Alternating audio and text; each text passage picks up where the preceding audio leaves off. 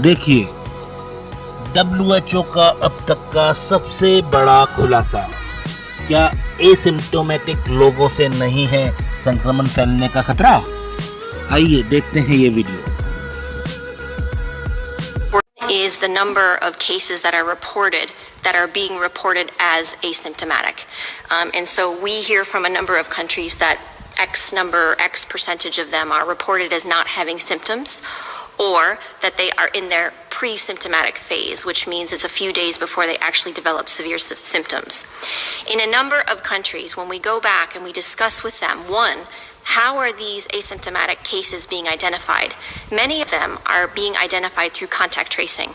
And so, which is what we would want to see, in that you have a known case, you find your contacts, they're already in quarantine, hopefully, and some of them are tested, and then you pick up people who may have asymptomatic or no symptoms or even mild symptoms. The other thing we're finding is that when we actually go back and say how many of them were truly asymptomatic, we find out that many have really mild disease. Very mild disease. They're not quote unquote COVID symptoms, meaning they may not have developed fever yet, they may not have had a significant cough, or they may not have shortness of breath, but some may have mild disease. Having said that, we do know that there can be people that are truly asymptomatic and PCR positive. The second part of your question is what proportion of asymptomatic individuals actually transmit? So the way that we look at that is we look at these individuals need to be followed carefully over the course of when they're detected, and looking at secondary transmission.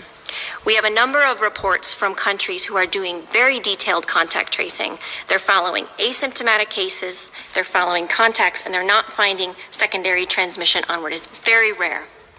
And much of that is not published in the literature. From the papers that are published, there's one that came out from Singapore, looking at a long-term care facility. There are some household transmission studies where you follow individuals over time and you look at the proportion of those that transmit onwards. We are constantly looking at this data, and we're trying to get more information from countries to truly answer this question.